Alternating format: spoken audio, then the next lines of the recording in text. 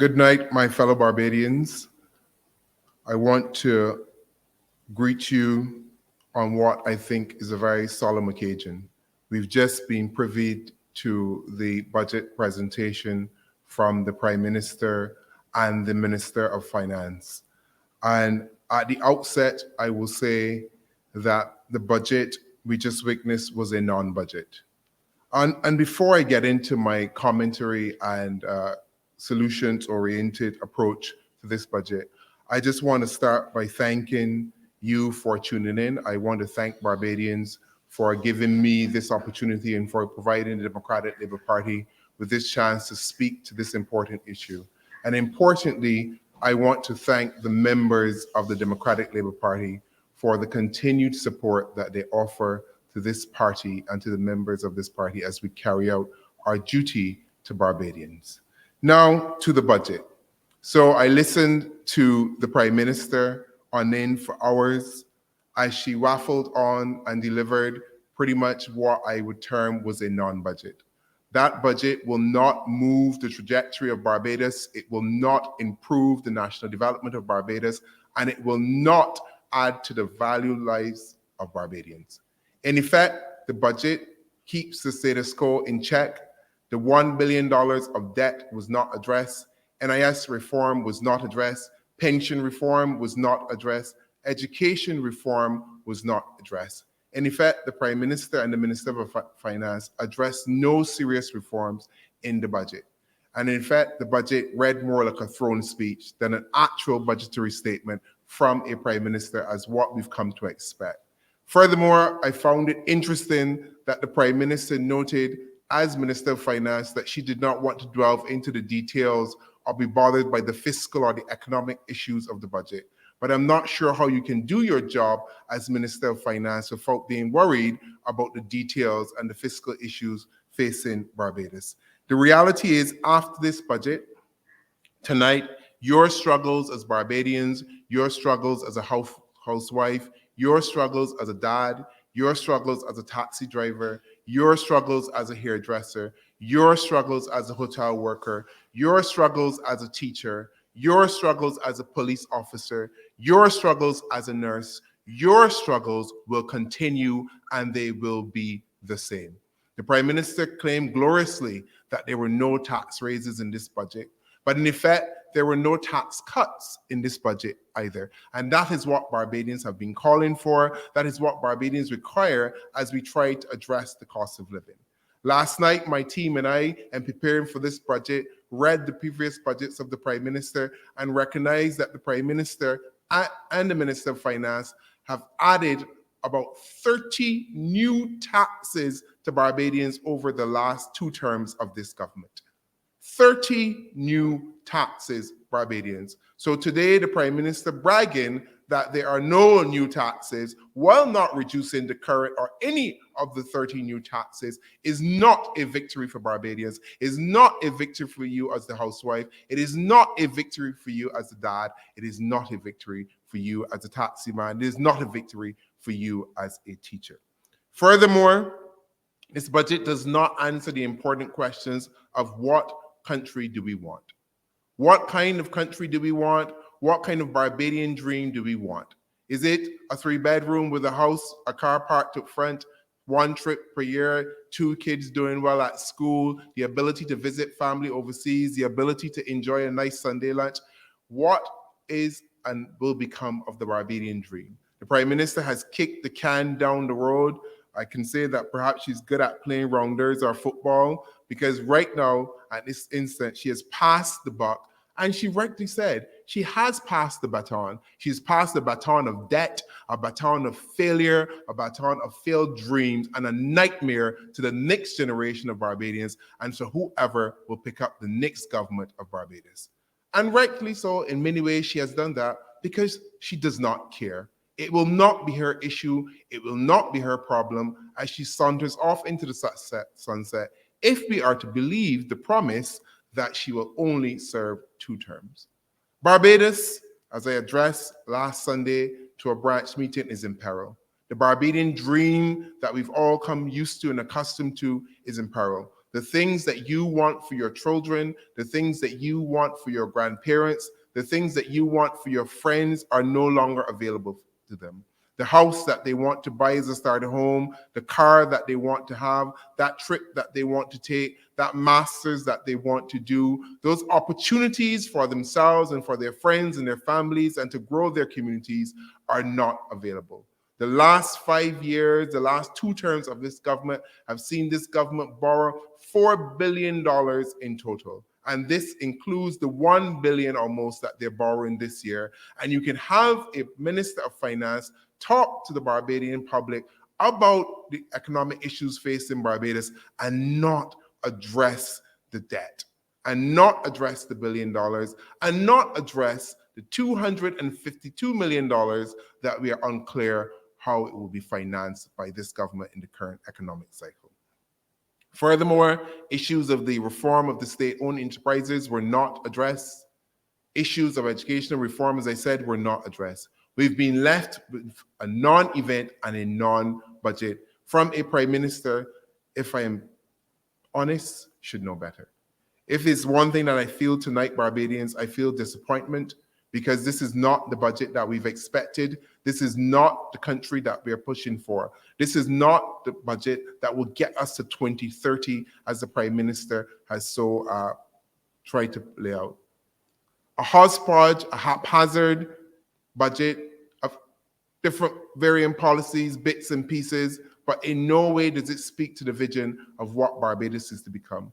In no way does it address the serious issues facing this country, whether it's crime, whether it is the ability to finance your life, whether it's the ability to live in dignity, whether it's the ability to fund yourself in your old age, whether it's the ability to fill your car with gas, whether it's the ability to buy food. This budget in no way addresses the concerns of, and I don't want to use that term because that is not a term that we want to use, ordinary Bajans. It just does not address the concerns of Barbadians. All of you. That includes all of you. That includes those of my constituents who live in Haynesville. That includes the ones who will live in Prior Park. That will include the ones who live in Wanstead, those who live in Boscobel, those who live in Risk Road, those who will live on the coast, those who live in St. Thomas. We know the issues facing Barbados. Garbage is still not collected. 3 weeks, right through Sunset Crest last weekend, the stench of garbage was in the air. People in St. Thomas can't get their garbage picked up. All these are the issues facing Barbados. Kids hide knives and weapons in bushes on the way to school to fight and stab each other after school. Where were the issues to address this? Our country is in a serious, serious crossroads, and I want us to understand if we do not address the issues, and I'm talking to you soberly, I'm talking to you calmly, I am talking to you honestly, and I'm trying to have a direct conversation with you so you understand the things that we have to do to save this country. The reality is, if we do not get together, if we do not pull ourselves together as Barbadians, if we do not question the government, if we do not hold it to account, the Barbados that we understand, the Barbados that we love will no longer exist. The reality is our country can fail. And in many instances, let us be honest about this. Let us stop trying to pat ourselves on the back for wins that do not exist. We are not punching above our weight. We are punching below our weight, and we have been doing so for a very, very, very long time. In fact, Barbados's productivity dipped off in the mid-1980s and has not escalated since then. We've had 15 years of non-economic growth in this country compared to our neighbors, sometimes who've had 4, 1, and 2. We are at the bottom of the pile for economic development. Our tourism is not growing. There's been no growth measures in this budget, and yet we had hours and hours on the end from the Prime Minister talking as usual, but nothing as usual. I want to implore you, and I'm not going to tell you tonight about platitudes, about we're in this together. No. I'm not going to talk about rubbing shoulders or no. I want to speak directly to your heart. I want you to hear me. I want you to feel me. And I want you to know that in order to save this country will not be saved by Mayor Montley or the Barbados Labour Party. In fact, this country will not be saved by any political party. Because when you go to the supermarket and you check out your goods and that little counter goes beep, It doesn't say Barbados Labour Party. It doesn't say Democratic Labour Party.